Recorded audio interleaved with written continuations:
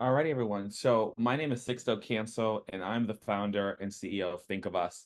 And we are a research and design lab. And what we're meant to do is center lived experience in the context of those who work in the system, in the context of those who have different subject matter expertise, and then run towards very hard problems. We love to co-design with folks on the ground.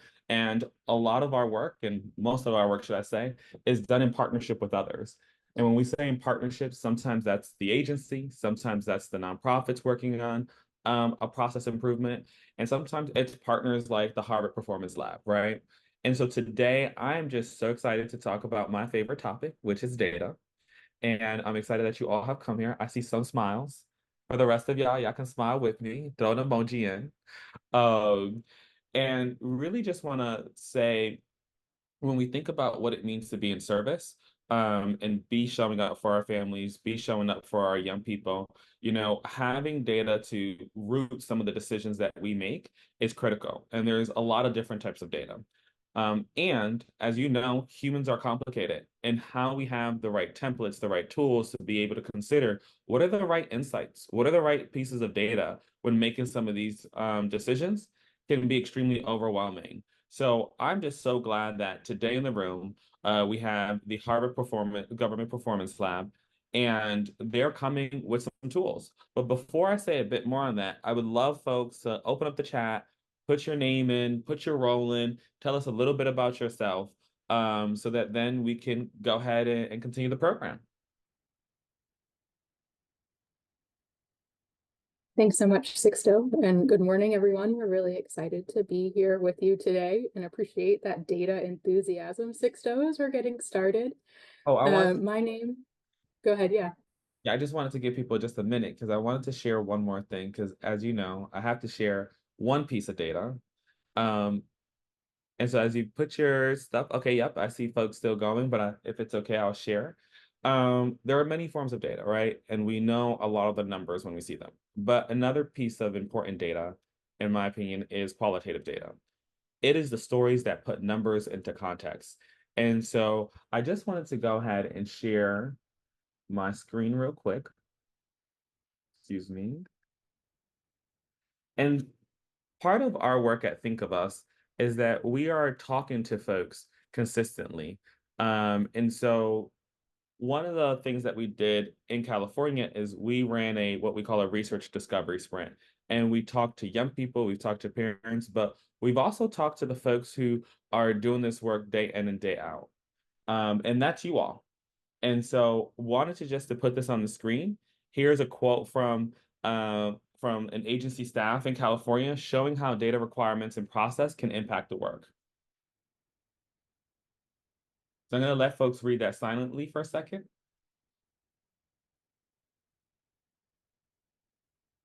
And give me a thumbs up or emoji when you're done.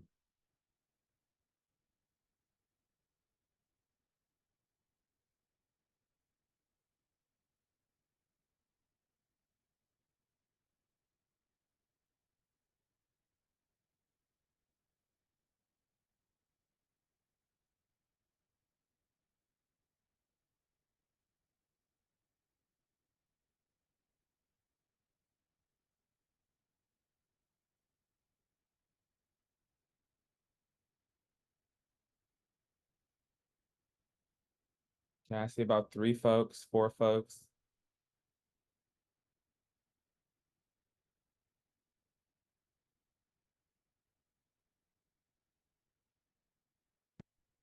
Alrighty, so it seems like folks are done. And as you can see, you've seen my cheat script here. And so you know who we're talking to. So I'm gonna actually pass it now to the Harvard Government Performance Lab. Let me stop being a bad partner and get their name right. I ask for forgiveness and grace. This coffee was not strong enough this morning. Um, and with that, you're in good hands. Super, super excited for today's webinar, and excited to see these tools. Thanks, Sixto. Hi, everyone. My name is Linda Blancato. I am a director of our Child and Family Wellbeing Initiatives here at the GPL, and I'm joining you today from Raleigh, North Carolina. I'm also joined by two of my colleagues who lead our team's work with jurisdictions to strengthen their kin first practices, Emma and Rachel. I'm hoping you can come off and say a quick hello as well. Thank you, Linda. Hey, good morning, everyone. I'm Emma Craig. I'm a project leader at the GPL, and I am based in Charleston, South Carolina, and I will be active in the chat with you today. Rachel, over to you. Thanks. Hi, everyone. My name is Rachel Fowler. I'm a fellow at the GPL. I'm based in Washington State, and I'll be driving the slides today. Thanks. Thank you both. And in the next hour or so, we're really hoping to offer you all some ideas and tools and resources to support you in your county's journey to building a kin first system. And today, specifically thinking about how you can really be leveraging your data as part of that work. This is the second of 4 workshops that we'll be leading for the state of California throughout the month of June. And on the next slide, we've sort of got all of those mapped out. We really invite you and your colleagues, please share this invite to join as many as you can. To kick off this series, last week we shared a whirlwind of tools and strategies that counties can be using to increase placements with kin and strengthen supports for caregivers, and really talked about the importance of consistently communicating the benefits of a kin first approach. Emma's dropped some of those resources in the chat for those who weren't able to join us last time. And then as we're looking ahead to today, we'll kick off again with an introduction to our team's work and why we're really focused on strengthening kinship care. And then we'll spend the bulk of our time together in an interactive discussion and a bit of an exercise to think through how you might be able to leverage your county's existing placement data to identify some promising opportunities for strengthening kin first practices. Really taking all of those ideas and strategies that we talked about last week and using data to figure out how can you narrow in on the 1 or 2 places that you really want to be focusing to start off. We're hoping that all 4 of these sessions really feel practical and useful, and we want to make sure that we're supporting you to translate these ideas into action and bring back these resources to your teams. So at the end, we'll close out sharing a resource that we hope that you can utilize in your day-to-day practice with your teams on the ground. Quickly looking ahead to the next couple weeks, our upcoming sessions will focus on next week strategies for working with your families and working across program areas to make more kin placements possible. And then we'll close out the month thinking about how you can set those placements up for success by offering youth and caregiver supports in a proactive way. At the end of today's call, we'll come back to this list, but to move on, just to share a little bit more about our team at the GPL. On the next slide, I've sort of mapped out a little bit of who we are and our mission. We are an applied research organization based out of Harvard's Kennedy School, and our team is spread throughout the country, working with state and local government agencies to build more just and effective service systems for their communities. Our team's work is really hands-on and focused on implementation. Our team is working alongside agency staff like yourselves to be developing and testing new approaches, figuring out what works, figuring out what doesn't, and really supporting teams through a number of key implementation decisions and milestones in their work. A big part of our team's work is focused on leveraging data more effectively to guide these efforts, right? Thinking about how you can use data in real time to track outcomes, test changes, monitor that progress towards the outcomes that you care about. And so today we'll be focusing on some of those data strategies that we use in our work to support jurisdictions.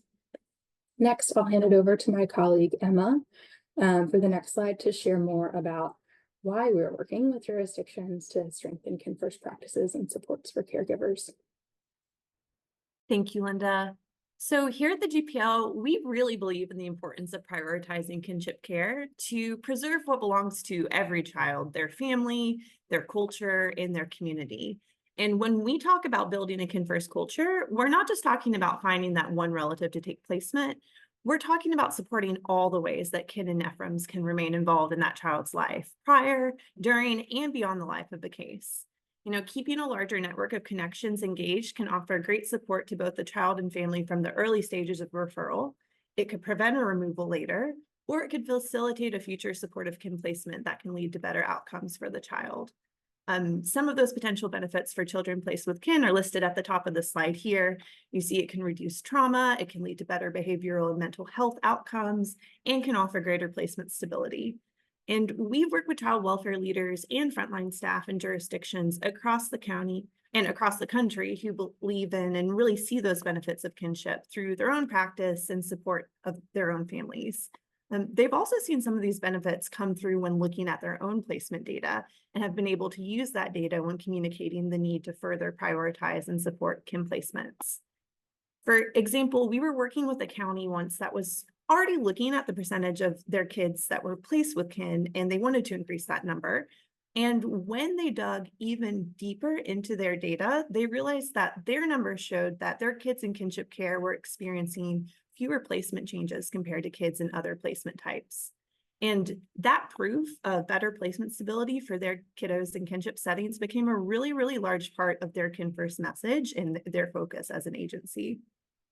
If we look at the next slide, this next slide shows how, in addition to looking at their own data to consider the benefits of kinship care at a local level, agencies can also use their data to move from generally saying things like, we want to do better when it comes to placing kids with kin, which is an excellent sentiment, to developing a more focused area for action. And we know, the fact of the matter is we know that other folks in your agency are likely already doing a whole lot to try to make and support kin placements. As we talked about in our webinar last week, during our whirlwind tour of Kin First management strategies, there's a lot that agencies can be doing, and we recognize that can also feel really overwhelming. Also, some Kin First efforts may work more or less effectively than others, which could mean that some of your kids in care might be more or less likely to be placed with kin as a result. Digging deeper into your data could help you figure out who those kids are. So in the rest of today's session, we'll focus on how looking at your placement data in different ways could help your agency narrow their focus. And we know that your child welfare agency is likely already collecting lots of data. We're going to think about ways to consider how key data points are the most important metrics for you to monitor in your Kin First journey.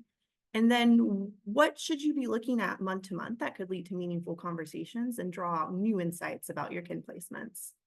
Also, what key metrics can help you better understand what is and is not working right now, and how can you use those insights to determine where you could achieve greater impact.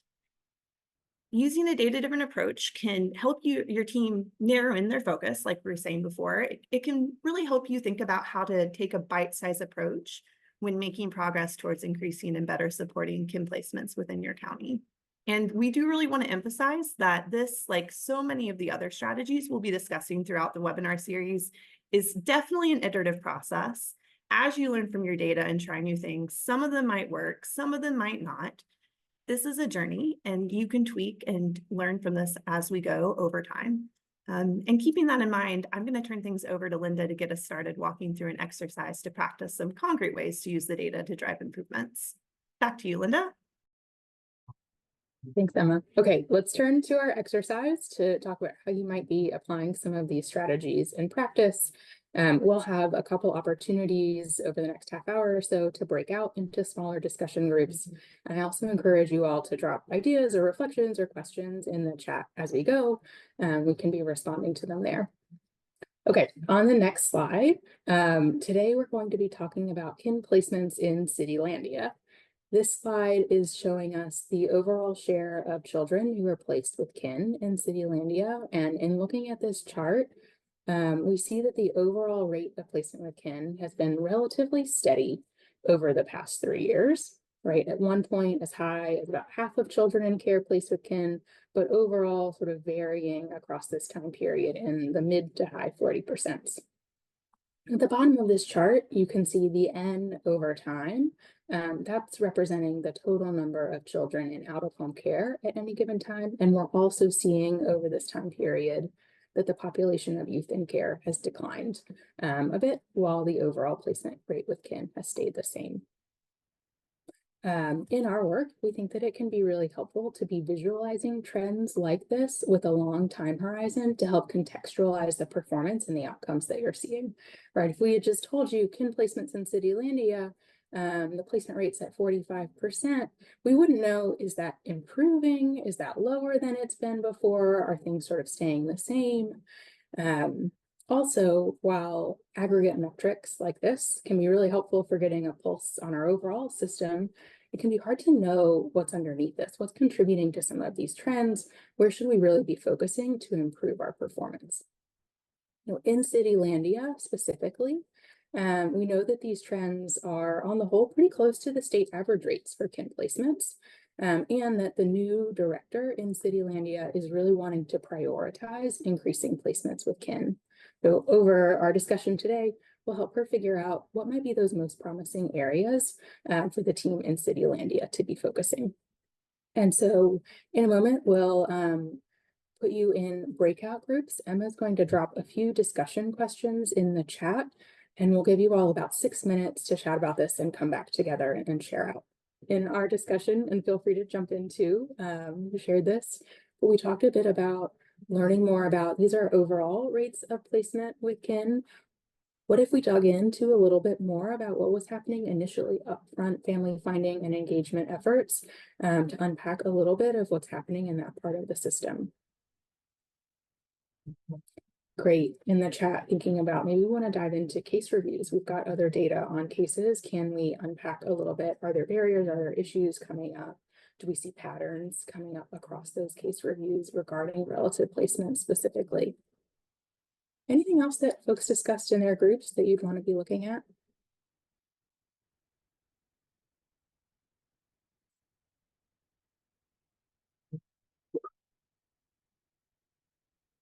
I think I just wanted to add one key point of information would be to look at why we did not place with relatives and the reasoning behind that, and what can we do to better improve that or to overcome those obstacles so that our rate can increase.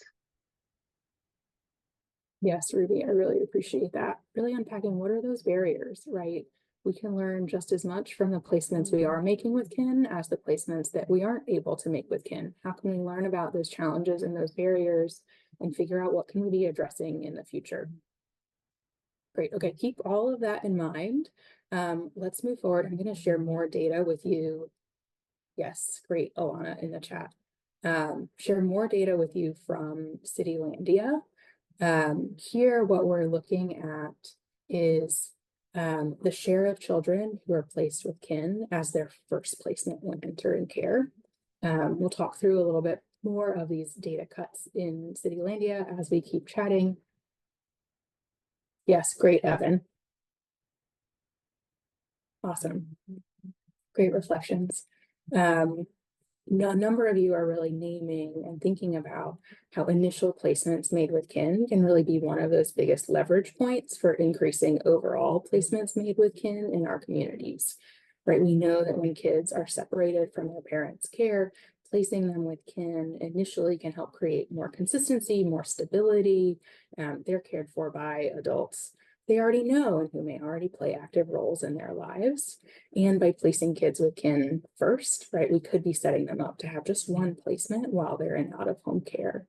And we also know, as some of you are also thinking about, when initial placement isn't made with kin, it can be challenging to maintain that momentum later on around continued search efforts and make sure all of that information gets handed off throughout the life of a case. And in those cases, if we do identify a relative later on or a nephrom later on, children then experience that disruption of moving to a kin home, right? And we could have avoided that if that relative had been identified earlier on. That's not always possible, but this theme at initial placements with kin is a really huge leverage point in our work. As you all are looking at this chart for Citylandia, I'm curious, what are you noticing about initial placements here? What's standing out to you about trends in Citylandia?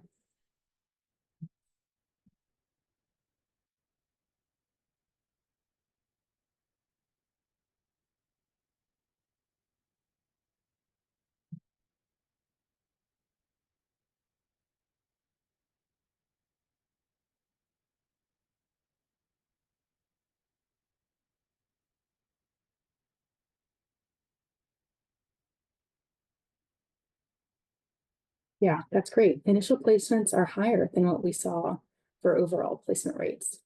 And we also see that they are increasing slightly, right? maybe up almost 10 percentage points over the past few years. Yep, Alana, a little bit of growth. And we may want to learn more about, what are the practice changes or the policy changes or other changes that have supported these trends. But broadly, we're feeling like this is headed in a good direction, right? Like we're seeing improvements in initial placements with kin. And so Nicole, seeing that initial placements are higher than overall placements, maybe that would mean we've got a question of, we're making lots of placements with kin up front. Do we also see that we're setting those placements up for success and effectively supporting caregivers and kids so that those are stable placements for kids in care? So we also have data on that. Let's turn to the next slide. Great reflection, Nicole. Here, what we're looking at is placement stability. Again, thinking about those placements made with kin as children are entering care. I think many of you may have seen other metrics for tracking data on placement stability. CFSR looks at the total number of placement moves happening across the system.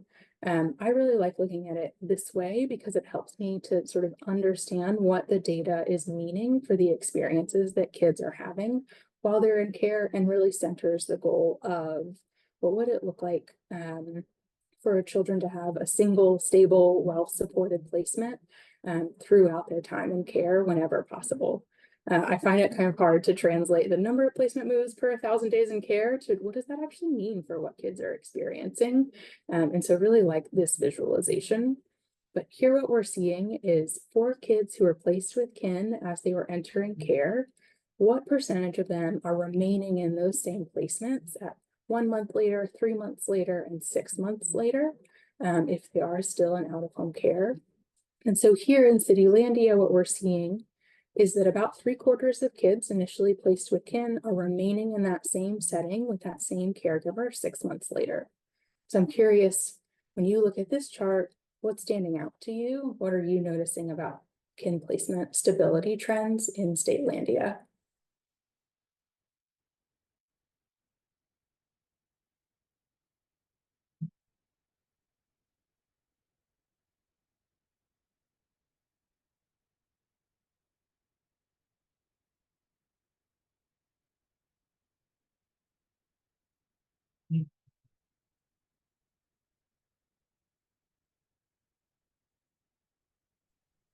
It seems like potentially they might need some more support. The numbers are going down a little bit longer they keep the kiddos. Maybe there's some more resources that are out there that we can provide to kin placement. Yeah, that's great. I might particularly be thinking about this time period in sort of the 1 to 3 month range where we're seeing maybe the biggest drop off. Is there something different we could be doing in that moment to be supporting kin? Is there something that's sort of happening or trends that we're seeing in terms of barriers or challenges that are coming up for caregivers in that time? That's great.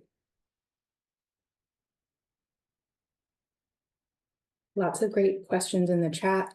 We might also consider in some of these cases, it's possible that some of these moves are planned, right? They might not all represent placement disruptions or placements breaking down. Here's a moment where we might want to dig into some of these case reviews to learn more about, did we plan to have a temporary placement with a relative while we were preparing for another kin to be a more permanent placement in this case? Those are questions that we could explore further in case reviews. Okay, what if I shared with you now these same trends, both for kin placements, as well as for children who are placed with unrelated foster families as their first placement in care? We're seeing here that many more children in Statelandia are experiencing moves from their initial placements when they're placed with foster families. At that 6 month mark, almost half of kids who were initially placed in resource foster homes have experienced a placement change. Again, it could be that some of those placement changes are planned changes or positive changes for kids where we're moving from a foster setting to a kin setting. We have to look more at some of those cases to know. But big picture, seeing these trends side by side, it really reinforces that kids experience more stability when they're placed with kin. So I'd encourage you all, if you haven't seen this data in your own counties, you may want to explore this and see, are you seeing similar trends as this illustrative data in Citylandia? Okay, so far we've been looking at system-wide trends, thinking about the whole population of kids in care in Statelandia, and have learned about some of those broad dynamics, right? What are the overall trends? What may be having upfront in terms of family finding and engagement? What are we seeing in terms of placement stability as we look ahead? But we know that aggregate metrics like this can obscure the experiences that different groups of children may be having while they're interacting with the system, while they're in care. We might have a question of, are there certain groups of kids who may be more likely to experience different outcomes when it comes to placement with kin? On the next slide, we show a couple ways of disaggregating some of this data. Two of the most helpful ways that we've seen to disaggregate placement trends in jurisdictions we've worked with are looking at placement trends broken down by children's race and ethnicity, as well as placement trends broken down by children's age, splitting across these 4 age groups to really think about what are the experience of infants, what are the experience of young children, school-age children, and teenagers, to really break down some of those developmental milestones. As we look at this data, we know that across the country, Black and Native American children are disproportionately impacted by the child welfare system and overrepresented in out-of-home care. We definitely want to be keeping a pulse on whether children are having inequitable experiences while they're in care. And on the right-hand side, we know that kids and their caregivers have lots of different needs, developmentally and otherwise, and for different age groups, it looks very different to care for a baby as it looks to care for a teenager. So looking at these 2 different charts, I'm curious if folks could share reflections in the chat or come off mute. What's standing out to you about what's happening in Citylandia? What are you noticing about placement rates with kin here?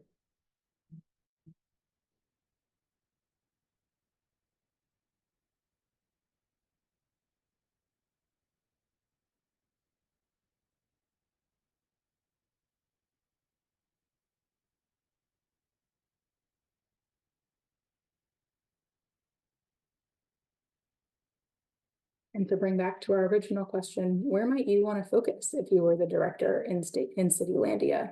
Where do you see some of those biggest opportunities to be increasing placements? I think maybe the age arc is tied to built-in supports. School-age children have places to go during the day, ASP. Older kids have bad reputations. Even if they are in high school, they typically don't have transportation or have higher needs. People are automatically thinking about them aging out, having behavioral issues, quote unquote. And I think the same thing with infants, where even if folks are capable of caring for a kid that's under a year old, you need instant daycare or a stay-at-home parent and disruptions and all of the other things that go into it. And then I think maybe the reflection of the 58% in the Native community is just places where ICWA is being used effectively, and there are that focused effort with the tribes on finding kin placements and cultural placements, as well as other communities that are more prone to have like a wraparound system for their own community to draw people back in. And also just maybe actual representation in the system that would show those rates. Yeah, lots of great reflections. Thank you, Amanda. And so seeing for Native American, maybe there's something we want to learn, like what's working? Are there practices that we're implementing that we want to uncover and share so that we can be doing those strategies and those practices more consistently across our system? Also seeing maybe some concerning trends when it comes to thinking about infants, thinking about teenagers. Did others have reflections as they looked at these charts?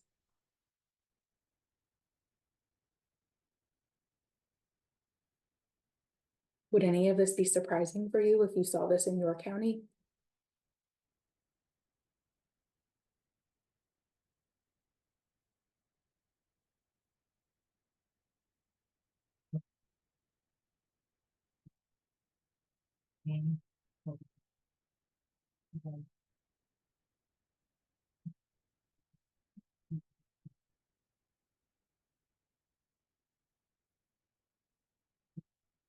Okay, I saw some shakes of the head, so this looks like it could resonate. You could expect to see some trends like this on the ground in your own jurisdiction. For the purposes of our conversation today, let's actually take this placement rate for infants in care and unpack that a little bit further. That rate looks like a place where maybe we've got some room for improvement. Are there things that we can be doing differently, building on some of the suggestions that Amanda shared to be increasing placements, particularly for that population, thinking about the needs that babies would have in care and the needs of caregivers caring for them, right? On our last data slide, we also have 4 regions in Citylandia. We sort of that manage all the operations that across the city. And here what we're showing are placement rates for kids under 1 in each of these 4 regions. And as we're looking at this data, we see some big differences, right? Overall, 31%, right, of children under 1 were placed with kin. We see that region 1 and region 3 are right around that sort of overall average for Citylandia, but see really different trends in region 2, where many more infants are placed with kin, right? Almost half of kids in this age group are placed with kin in region 2. And region 4, seeing something different, even fewer infants in care in region 4 are placed with their kin. But this may be the place that the director in Citylandia really wants to be focusing initially of what could it look like to increase kin placements, specifically for this population of kids, specifically thinking about infants entering care in our community. And so we'll go back to breakout rooms now and encourage you all to chat about what could we be doing here? What might we want to be doing next to help increase placement rates with kin for infants entering care, specifically in region 4, thinking about where we're seeing the lowest placement rates overall. Building on some of the reflections we discussed earlier, what may be some of those common barriers or staff that you and your teams are facing when you're seeking to identify kin placements for infants? What strategies might you be thinking about to help address some of those challenges? And then as you and your groups are chatting through those questions, feel free to also discuss, is there more data that you'd want to gather and review to learn more about this population and think more about what may be the most promising strategies for you to be implementing if you were in Citylandia? Okay, we'll go back to breakout groups again for about 6 or 7 minutes. I think different groups this time, and then we'll come back together. All right, welcome back, everyone. Thank you so much for spending time with your breakout group. I had some really great discussion in mine, so much so that we were cut off in the midst. So I apologize if you were still going. We really appreciate your engagement. And now that you've successfully helped the Citylandia Child Welfare Agency use their data to draw out some new insights and decide where to focus next steps to increase their kin placements, we want to offer you a few resources that you can consider using and applying in similar practice within your own agency. You'll see an image on this slide. We're also dropping the link into the chat right now to a customizable kin placement dashboard toolkit. If you click on the link, then you can download that toolkit directly from our website. On the website webpage that it will take you to, just look for the link titled Kin Placement Dashboard Guide, and you'll have the option to download immediately. So we encourage you to just take a second and do that, or at least have a look. I'll talk us through a little bit about what's in there. It should look and feel fairly familiar in relation to what we just talked through. So if you take a moment to open the file and you click through, you'll see a lot of customizable charts there. And as you scroll through the PowerPoint, you'll see that each slide contains or includes a customizable graph that's either depicting placement trends over time or ideas for disaggregating the data by key indicators, some of which we just talked through, such as age, race, and ethnicity considerations. You can also look at or take these and switch out the example data with your own data in any of these charts. And if you look through, you'll see that we've included tips for utilizing your existing data sources to generate each graph. And also, as you're looking through, make sure to keep an eye out for the guidance that's provided throughout to help you think about framing the conversations and discussing trends in a way that elevates promising next steps, some of which are things that we've already done today, some of which I heard you all doing just now in this breakout room. So would encourage you to take this source and tool and use it and apply it in your own ways, just as we've done with Citylandia. We're also going to drop 3 questions right now in the chat that we would love to hear your reflections on. I'll take a second and voice them over, and would just encourage you in these last few minutes, if you want to take one of them and write a response and drop it in the chat, or maybe come off mute and share, we welcome that. And our questions for you from this time is, 1, how do these ideas align with the data that you're currently reviewing on kin placement trends? Did anything from today's exercise prompt you to rethink how you're using and talking about your kin placement data?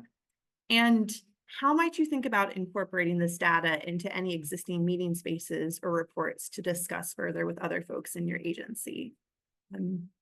I think I'll give folks just a second to think and write. And I'm wondering if while I do that, if Linda, you want to come off and tell a quick story about some other place that you've seen this pan out really well. Sure, thanks, Emma.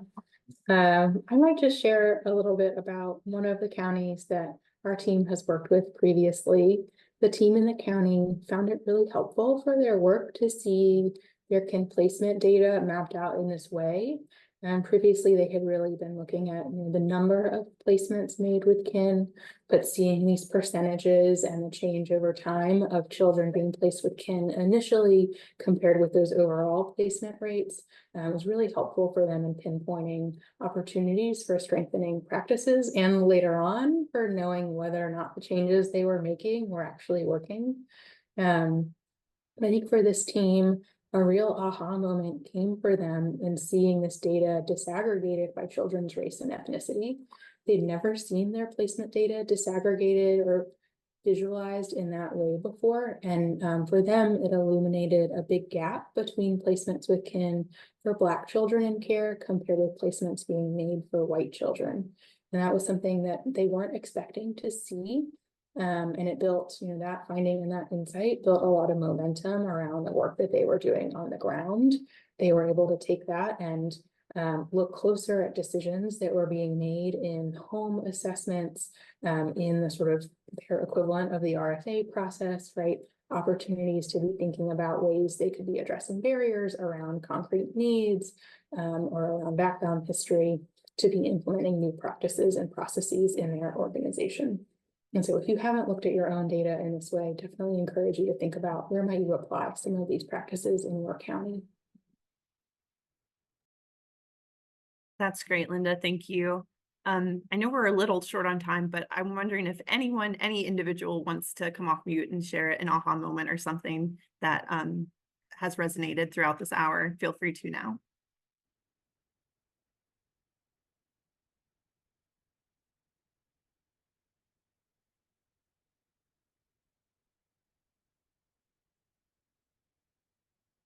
All right, I will move us along, but if you have one of those, please drop it in the chat for us to hear. Something that I heard in one of my breakout groups was particularly a piece around looking at, by breaking things down by geography or region, and the question specifically around urban versus rural, and how whether or not that's impacting their kin placement rates, and thinking about how they're serving and supporting those families possibly differently based off of their geography, which I thought was a really great insight. I think that in these last couple of minutes, if we go to the next slide, before we close you out, I think we want to do just one final recap reminder of, all right, we spent this hour, we talked a lot about data. What can your data tell you? Let's recap just a little bit here. As we've talked through for this hour, you can leverage your existing data to help you prioritize those high-level areas to focus or improve outcomes. Something like what we just saw in Citylandia. Maybe another great example would be, say we look at our data and we're seeing, wow, kids in large sibling groups are less likely to place with kin. So maybe for the next 6 months or so, let's focus on particular things or efforts around working together to make more of those placements possible. Then you use that data, you monitor it over for the 6 months, and you see whether or not the changes you're testing are having the desired impact, right? By month 6, are we making more placements with sibling groups? Are our efforts working? If not, back to the drawing board. What else could we be doing? We also see folks use their data or collect new data to be even more targeted. If there's something that you're trying to track or keep tabs on, maybe something like how often are family team meetings occurring before removal? If they aren't happening until after removal, how long on average does it take to set up or schedule that family team meeting? Or maybe another example would be, what percentage of your cases are having a completed comprehensive genogram uploaded into CWCMS? Lots of different ways, lots of different ideas here. And while the data doesn't lie, we also know it can't tell you everything. And even if it could, that would be a lot of work on your end to try to make it happen that way. And we know that you serve families, not data points. And as Sixto talked to at the beginning, as I heard some of you all give examples of throughout, we're always thinking about this in terms of using data to pair with qualitative pieces, right? To think about those human-centered considerations and continuing to talk to staff, your colleagues, your families, kin, youth, and making sure that you're thinking about how to pair those two pieces together, considering integrating things like case reviews as well to pair with those data points. Thank you all so much for this rich discussion. I'm going to pass things back to Linda to close us out today. Thank you all so much for joining us today. We hope that this has been a productive time for you to get started on brainstorming and hear from some of your peers about their work. We definitely encourage you to be thinking about ways that you and your county can be creating spaces to dig into some of these trends in your own local areas. I've included my email and Emma's email on this slide. Feel free to reach out to us with any questions about today's session, about the other resources on our website. Or if you want support or a conversation partner as you're thinking about applying some of these tools in your jurisdiction. We've got 2 more calls coming up later this month. Emma's dropped the registration links for those 2 calls in the chat. We hope that you'll join us again, and please feel free to share this information with your colleagues. To preview briefly, next week will be an interactive discussion where we're hoping to highlight some tools and strategies that you and your teams can be thinking about for how to work together across program areas and how to be actively engaging families to make more placements with kin possible. Again, we hope to leave you with some concrete tools and resources for you to adapt and change and customize in your own work. Thank you all for joining us today.